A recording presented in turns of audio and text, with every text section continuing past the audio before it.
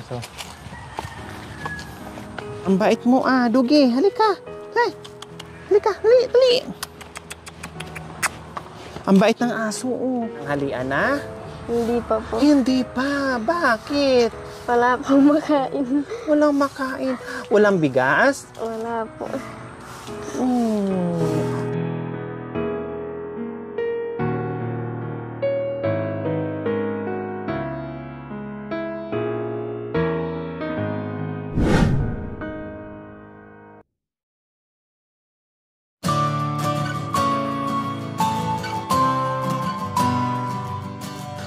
Magandang hapon po sa ating lahat mga kabayan.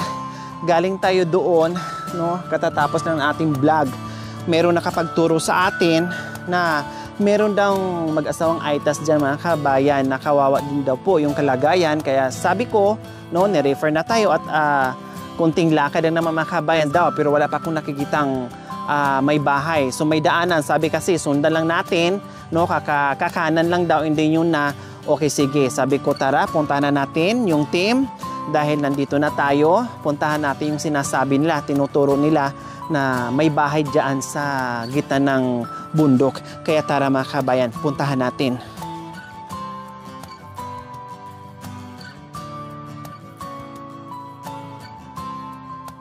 Ang bait mo Dugi. Halika.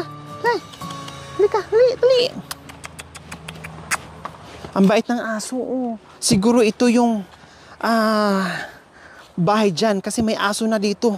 Ayun sinasamahan. Ang bait niya Halika, dali. Ang bait niya. Halika, dali. Saan bahay mo? May bahay ba dyan? Dugi, may bahay dyan? Ay, ayun. Natanaw ko na. Tama nga yung sinabi, no? Na dyan banda meron nga mga kabayan. Kaya tara. So, ayan po mga kabayan, no, kailangan masipag ka, matyaga ka, kaya mo yung ginagawa mo. Kasi talagang may mga pagkakataon na may mga daanan sobrang hirap, mainit, umuulan, putik, madulas, lahat na. Yan ay sasagupain mo yan para lang marating mo yung mga tinutulungan mo. Kasama yung ating mga sponsors. At syempre, yung ating mga followers, subscribers, mga viewers natin na walang sawang manood without skipping ads. So, nandito na tayo. Hello! Kayo yung sinasabi doon na nakatira dito, tama? Talagang tumpak yung sinasabing dalawa yung anak kasi dalawa yung anak nandito. Lagay ko lang to Sige po. Ayan. Kumusta? Anong pangalan?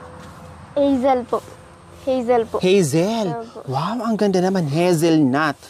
Na ice cream o tsokolate. Ang sarap. Hazel, ilang taon ka na, Ate Hazel? 20 po. 20? Ilang taon ka lang nag-asawa? 17 po. Mukhang napaaga yung pag-aasawa mo. Opo. Ilang taon na yung asawa, mister mo? 20 din po. 20. Nasaan na ngayon? Nasa trabaho po. Anong trabaho niya? Lang po, yung po. Damo? Opo. Tapos dalawa ang anak mo. Opo.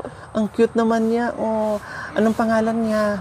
Prince Chano po. Prince Chano. Opo. Anong taon niya? Dalawa na po. 2 taon. February Tapos si po. Bunso, anong pangalan? Prince Caleb po. Puro mga prince. Opo. Ang mga anak mo, puro lalaki. Opo. Wow! Kumusta naman kayo dito sa bundok? Ito, okay lang naman po. Minsan po, kung wala ka pong mapangutangan po doon sa bayan po, wala po. Kailangan mangutang para may makain, ganon? Pag wala ng, halimbawa walang kita at kinakapos? Minsan po, naglalaing po kami. Wow, masarap yung laing. Anong sahog? Lang po, kahit asin, yun lang po. Pwede na. Kasi ang layo nyo sa bayan, di ba?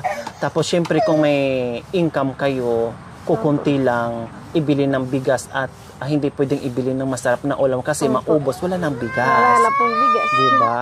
Opo. Nakapag-aral ka, Hazel? Opo. Anong grade ka? Huminto po ako ng grade 8 po. O sayang, grade 8 ka na. Opo. Dahil nakilala mo yung mister mo. Opo. Tapos, nag-asawa ka na, tapos nabiyayaan ka ng 2 anak. Opo. Kayo ba ay nananghalian na? Hindi pa po. Hindi pa. Bakit? Wala pong makain. Walang makain. Walang bigas? Wala po.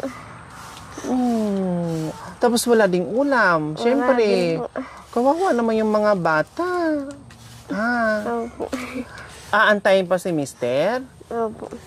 para baka sakaling may nagdala ng Opo. pagkain nyo, ganon. Opo. Kumbaga magtrabaho muna si mister, tapos dito kayo, at nag-aantay ni mister, mamayang hapon pa siguro uuwi yan pagkatapos ng trabaho niya, tapos nanguhula pa kayo kung ibit-bit na pagkain o wala. Opo. Buti hindi ka iniiyakan ng mga baby mo. Ito, dumididi sa'yo, tama. Opo. O siya, may nasisipsip kahit papaano. Opo. Ito, kawawa naman, oh. Buti, binigyan na namin ng biskwit kasi sabi nyo, wala pang tanghalian. Opo. Kumusta naman dito sa gitna ng kabundukan? Ganito yung sitwasyon nyo. Hazel, Minsan hindi ba po. kayo pwedeng lumipat sa bayan o sa baryo na medyo malapit-lapit?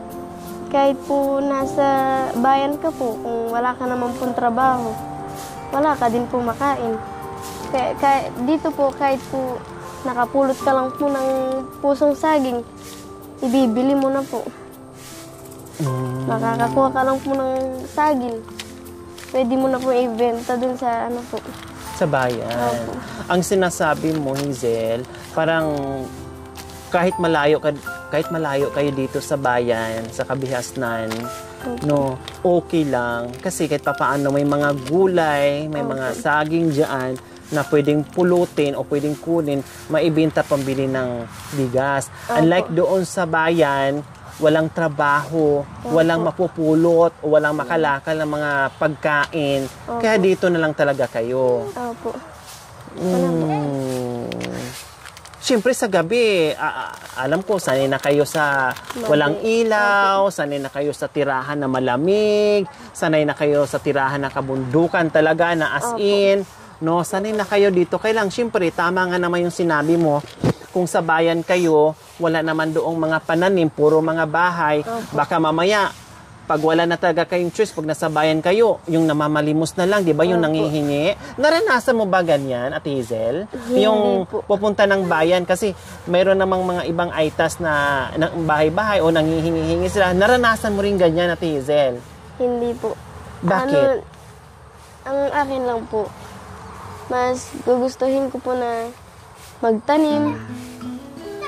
Kasi po, kung pupunta ka po sa bayan, maghihingi ka po, di ka bibigyan, wala ka rin pong magagawa. Pero kung magtatanim ka na lang po, kahit pa paano po, mabibenta mo po, may makain ka po. Wow. Kumbaga, kung nangihingi ka, walang kasiguraduhan na mabigyan ka. Ngayon, kung hindi ka mabigyan, magugutom ka. Pero pag nandito ka sa kabundukan, pag masipag ka lang, kahit walang magbigay, pag meron kang itinanim, may aanihin ka, hindi ka magugutom, meron kang maibenta. Ganun ang sinasabi mo. Wow, sana tularan natin. Tama nga naman siya. Yung panghihingi kasi walang kasiguraduhan. Tama nga naman siya. Kung bigyan ka, okay. Paano pag hindi ka bigyan? Wala, gutom pa rin. Pag nandito ka sa bundok, pag magtanim ka daw, meron kang siguradong maaani, no, at maibenta at bili ng pagkain. Tama nga naman si Ate Hazel, no? Iba-iba ang opinion. May iba naman na talagang walang paraan, no? Talagang sadyang sobrang hirap lang po talaga mga kabayan na wala na silang ibang magawa, no? Ibang paraan kundi yung paraan nila ay manghihingi sila ng tulong o mamamalimos sila para meron silang pambili ng pagkain sa araw-araw para doon sa pamilya nila. So, kanya-kanyang ano po yan, no? Kanya-kanyang opinion. Pero saludo ako sa kanya kasi talagang nakitaan mo na hindi pwedeng iasa lang yung obligasyon nila dito sa mga anak nila ay sila mismo sa sarili nila ay magbanat, no? Talagang kailangan lang magbanat ng buto dito sa kabundukan para sa pamilya nila, no? Kaya ako'y napahanga lalo ni Ate Hazel. Minsan, hindi talaga nila maalis sa isip nila pag tinatanong mo, no? Na kumusta kayo dito sa kabundukan, okay lang. Yung mga ganyan, okay lang, no? May ibang tao na kahit nandyan na lahat, no? Nabigyan na ng biyaya, no? At maganda yung buhay pero parang hindi pa kontento, no? Hindi pa sila kontento, unlike sa mga ganitong klaseng pamumuhay na pag nandoon na, makontento na sila sa ganitong pamumuhay nila, kahit sabi mong salat sa pamumuhay, pero nagiging positibo pa rin at sumasagot pa rin sa atin na okay lang, maayos lang kami, no? Basta walang sakit at makakapagtrabaho kami, ayos lang. Yung mga ganyan. Alam mo yun, ito yung mga karapat-dapat talaga na matulungan o mabigyan ng pansin ng ating gobyerno, yung mga ganitong pamumuhay na nasa malayong lugar, no? Malayo sa kapatagan, mga kabayan, na ang hirap din lang umakyat baba, no, para lang magbenta sa kalakal nila. Kaya Diyos ko po, mga kabayan, sana balang araw, no, na mapansin at mabigyan, no, at para naman kahit papaano ay guminhawa yung kanilang buhay. Katulad nito, mga kabayan, no, halos mag-isa lang sila dito sa kabundukan. Ito yung kanilang simpleng tirahan, no, nakasama ang dalawang anak, no, at sama nila dito ay sila lang. Dahil araw-araw ay nasa trabaho, pagtatabas ng damo yung kanyang mister, tama, Ate Hazel? Opo. Tapos uwi dito siguro hapon na or gabi na, no? Halos sila lang dito na mag-iina ang naiiwan. Okay? Hindi ko na patatagalin, mga kabayan, kasi sabi ni Ate Hazel, wala pa silang tanghalian at nag-aantay pa sa mister niya. May dala-dala na tayong biyaya, ibibigay na natin para makapagsaing at makakain sila. Para sa kababayan, hangad lagi ay ang kabutihan. Para sa inyo ay di magbabago, laging nandyan at handang tumulong sa mga kapwang nangangailangan. Tutulong hanggat kanyang makakaya, maging mabuti lang ang kalagayan. Ito mga yung bata, mga kabayan, kanina habang na-interview natin, no, binigyan natin ng biskwit, no, at ito sinasawsaw ngayon sa tubig, no, talagang kumakain, halatang gutom ngayong bata. Ayan, Ate Hazel, siyempre hindi lang yan, meron ka pang Maraming salamat po. Kasi hindi ko po akalain na may magbibigay po sa amin dito.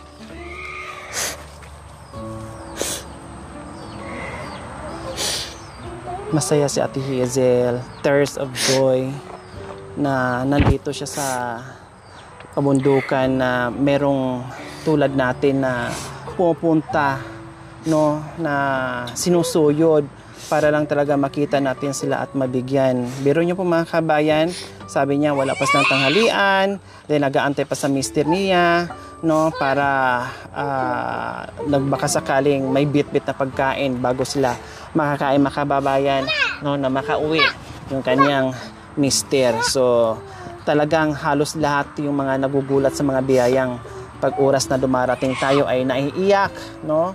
Talagang hindi lang mapipigilan yung emosyon nila sa mga biyayang natatanggap. Kaya maraming salamat po talaga sa lahat na nakikisa sa aking munting adikain, na hindi po kayo napapagod sa amin sa panunood without skipping us, at hindi rin kami napapagod sa paglalakbay namin sa mission na ito sa araw-araw, na tayong lahat ay nagtutulungan at may natulungan tayo na mga kagaya nila. Okay? O, bakit naiyak kayo, Ate Hazel? Kasi po, yan po, hindi po namin alam kung may kung ngayon yung asawa ko, kung magdadala po siya ng pagkain. Hindi po namin nakalain na yan po, isang malaking tulong po yan. Kahit pa paano po, makakakain na po kami yan. Oh, kahit pa paano ay makakain sila, no, kahit pa paano ay may maisaing sila. Malamang pag-uwi ng kanyang mister mamaya, laking tuwa yun, laking smile yun, no, na meron siyang makita na galing siya sa trabaho na pagod, galing sa trabaho, and then ang bungad ay biyaya, nako, malamang tatanungin ka agad, oh, saan kayo galing yan? Saan ba galing? Sino nagbigay? Ganun ka agad. No, syempre, sa mga tulad ng mga kabayan, lalo na ganito yung sistema ng pamumuhay nila, ang laki-laking tulong po ito mga kabayan. No, hindi nila to minsan maibili ng minsanan lang sa kinikita nila araw-araw. Kasi yung kita nila araw-araw, minsan wala, minsan hindi sapat, no? Minsan ay talagang wala, mangutang. Eh kung walang magpautang, wala din. Tama, Ate Hazel? Okay, so ayan po mga kabayan. No, maraming salamat po sa walang sawang pagmamahal, Sir Romeo and Ma'am Linda Octavo from Portsmouth, Virginia, USA. Maraming salamat po sa inyong ginitawang puso. Naway pagpalain po tayo ng Panginoon. Alam niyo po yung bata kanina, parang siyang iyakin, matamlay, no? Nung nakakain na siya kita paano. Ayan, hindi na siya nagiging maaligalig. No? Natutulog na po niyan. Oh, siguro matulog na siya kasi nakakain na, busog na kahit paano. No, kanina kasi parang ang tamlay niya, parang hindi mo siya... Kinukulit niya po ako sa pagkain. Hinihingi ang kanya ng pagkain. Hinahanapan ka, kumbaga. Opo. Ito yung mahirap mga kabayan eh. Pag may edad na, pag matanda, tayong mga magulang okay lang, no? Ayan po. Pero yung mga bata, pag nagutom, iiyakan ka, hahanapan ka talaga ng pagkain.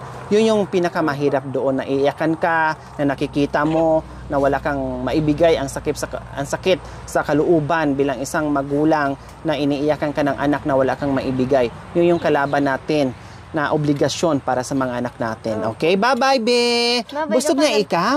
O, bye-bye! Bye-bye! O, diba? Kanina kinakausap natin, ayaw na, hindi namamansin. Ngayon, marunong na, nagbabay na sa atin. Bye-bye! Bye-bye. O, bye-bye! Bye-bye! Bye-bye! Bye-bye. Bye-bye Oh, po. kain lang ikaw dyan ha, at magsaing na si mama ha. O, tapos may itlog na dyan. Talaga. So, ayan po mga kabayan. No, aray ko, ito muna para mabilis at makakain na yung mga bata. Oh, taglit lang biha, kain ka na biha para makakain bi. Mamaya na magluto si mama ng ulam.